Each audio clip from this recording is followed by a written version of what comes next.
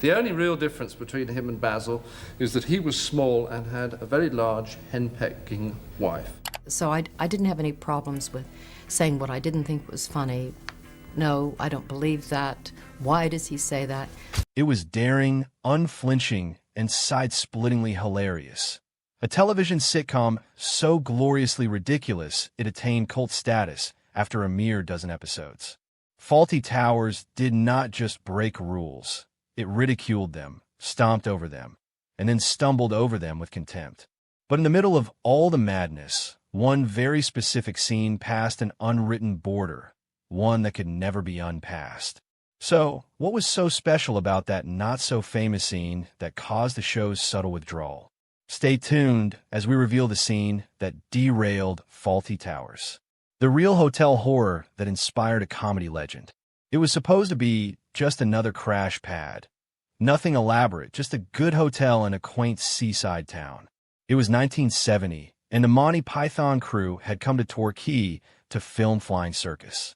What they encountered, however, was not only accommodation. It was a bizarre, almost hilarious crash course in how not to operate a hotel. And for John Cleese, the genesis of one of British television's greatest catastrophes, Basil Fawlty. Now envision this. You enter a hotel after a long journey, eager to relax.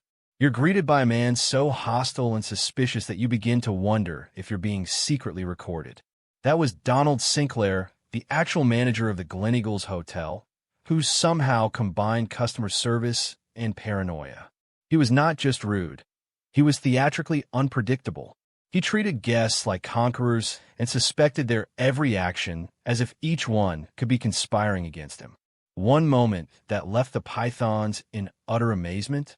Eric Idle had accidentally left his briefcase in the lobby. Rather than doing what any rational hotelier would, courteously asking who it belonged to, Sinclair jumped to conclusions. In no time at all, he seized the case and hurled it over a garden hedge, believing it to be a bomb. Not exactly a hot welcome, and hardly the sort of security policy that you would associate with a hospitality expert. But that wasn't a one-off.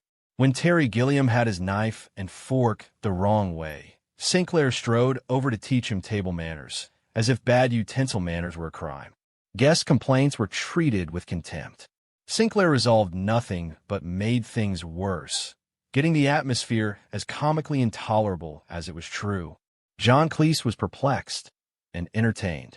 There was a man so implausibly bad at the job, so inadvertently absurd, that Cleese couldn't help but watch him with a comedian's interest. In Sinclair's catastrophe class in hospitality, there was something strangely genius. Cleese scribbled notes, actual ones. Years on, with co-writer and then-wife Connie Booth, he would transpose all of that lunacy into a character who would make TV history. Basil Fawlty, the utterly dysfunctional hotel manager at the center of Fawlty Towers, was not born of fiction, but of this strange reality. Cleese amplified the quirks, naturally. Basil's tantrums, his perpetual passive-aggressive snipes, and his pitiful inability to cope with stress were ramped up for comedic purposes. But the essence of Basil, his paranoia, social ineptness, and skill at offending everyone, came directly from Sinclair. The series itself ran for just 12 episodes between 1975 and 1979, but it left a mark few sitcoms ever achieve. Every chaotic misunderstanding, every meltdown behind a reception desk, was a tribute to that bewildering experience in Torquay. Ironically, Sinclair never fully grasped that he had inspired the show. He passed away in 1981, apparently unaware that his misguided management style had been immortalized in British comedy. But while Fawlty Towers gained legendary status, the real story behind its origin remains stranger and funnier than fiction. It wasn't crafted in a writer's room out of thin air. It began with a chance encounter in a town no one expected to remember, inside a hotel no one expected to talk about. And the man who inspired it all? He believed he was running a tight ship when, in reality, he was captain of the Titanic of customer service. However, for John Cleese, it was just the start. Prior to Fawlty Towers, prior to Basil, and prior to the plaudits, how did his path begin? Exactly Tune in to uncover the whole story. From chaos to Cambridge, the making of John Cleese. Well before the Monty Python craze and Basil Fawlty's hotel catastrophes, John Cleese was meandering through the low-key seaside resort of Weston-super-Mare. He was the solitary child of Reginald Cleese, an insurance agent who hated the family's original last name, Cheese. Believing it much too absurd for an army officer, Reginald officially switched Cheese to Cleese in 1923, a choice that would eventually coincide with the bizarre appeal of his son's comedic legacy. Cleese towered over the other students at school, literally. At age 13, he was already over 6 feet tall, his lanky stature the center of attention before his own wit was. But beneath the gangly height and the school uniform, something more was gestating.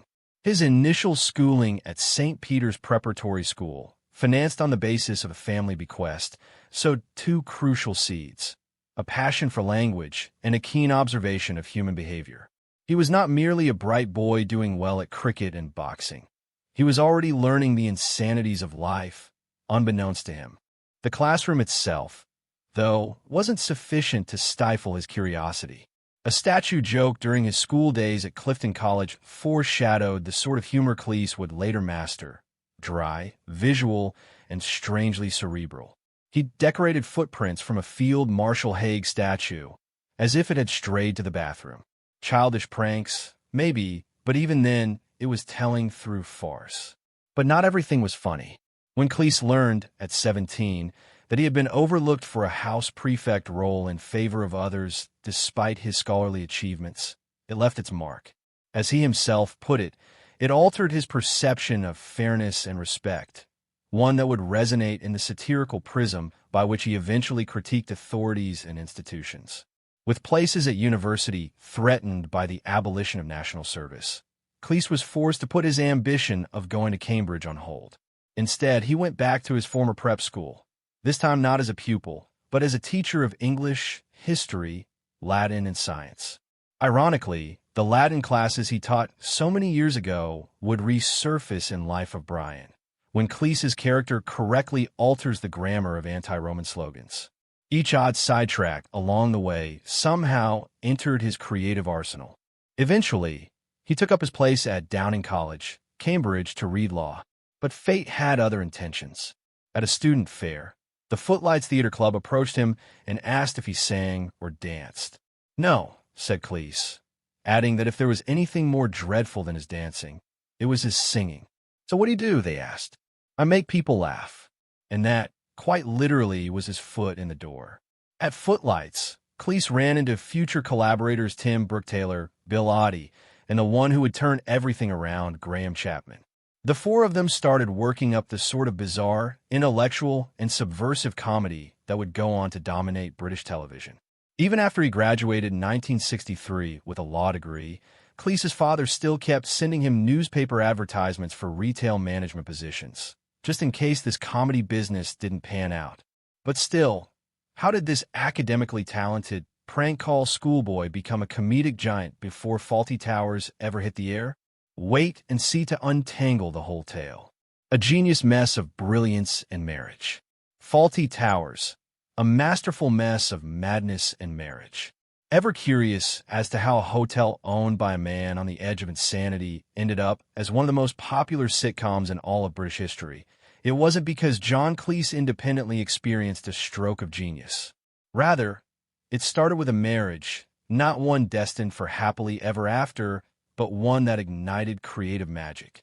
Cleese and his then-wife Connie Booth took an actual experience so comically catastrophic it lingered with them for years and made it into an unforgettable skit.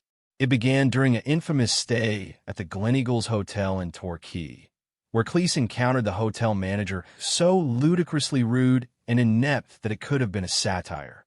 Most would have simply posted a bad review, but Cleese and Booth noticed something else: comedy gold. The notion of a short-tempered hotel owner embroiled in anarchy would not go away, and before long, the seeds of Fawlty Towers were sown. But instead of simply creating a program about a grumpy innkeeper, the pair honed each second with wit, bewilderment, and characters so outlandish, they somehow did not feel unreal. When the show initially premiered on BBC in 1975, it didn't necessarily win over the critics. One labeled it a disaster, befuddled by its rapid-fire humor and absurd situations. But the public? They got it. Audiences immediately resonated with Basil Fawlty's frantic energy, Cleese's towering mass of nerves and rage, along with the quick-witted Sybil, the perpetually level-headed Polly, and hapless Manuel, who took every miscommunication and turned it into a combustible shambles. What made the show shine wasn't merely the slapstick disorder, but also the heightened timing and farcical tension in each episode. Every episode was a bomb of confusion, pride, and barely contained hysteria. Ironically enough, for such an iconic series, the BBC almost axed it after only 6 episodes. Reruns and increasing word of mouth, however, convinced executives otherwise. For years later, in 1979, a second and last series of episodes was produced. 12 had ever been produced, but those 12 entries cemented the show's status in TV annals. In the background, however, the tale was less optimistic. By the time they were filming the second series, Cleese and Booth had divorced. Despite that, they continued as partners in creative endeavors, refusing to leave things unfinished. It was the final time that they worked together, but their last performance was anything but acrimonious. They closed the curtain on Fawlty Towers in style together, their artistic chemistry intact even if their marriage wasn't. To this day, decades on, the show's comedy remains fresh. It's quoted, analyzed, and still viewed by new audiences who can't help but laugh at Basil's mounting rage or Manuel's bemused perplexity. Fawlty Towers demonstrated that anarchy, particularly the anarchy of two individuals attempting to make disaster become comedy, could be ageless. In some way, under that mix of embarrassing hotel staff, frazzled wires, and unadulterated farce, Cleese and Booth somehow provided the world with a sitcom that never checked out. The brilliance of Fawlty Towers. The lasting genius of Fawlty Towers. Even though only 12 episodes were ever produced, Fawlty Towers etched a legacy much bigger than its brief duration, and it is here that its sorcery never dwindles. When Fawlty Towers first aired in 1975, the reaction from TV critics was one of confusion rather than delight. Some condemned the series as disorganized and incomprehensible, failing to understand that the chaos was all part of the design. But while critics stood back, viewers locked in. They didn't only do it, their appetite for it couldn't be satiated. There was something nearly agonizingly familiar about seeing Basil Fawlty stumble through every day, certain he was calling the shots when the world just had other ideas. John Cleese's execution of Basil wasn't only humorous. It was a lesson in near-constant fury and misplaced drive. Basil was not evil or sadistic by nature. He was merely stuck in a fantasy of elegance he could never fully achieve.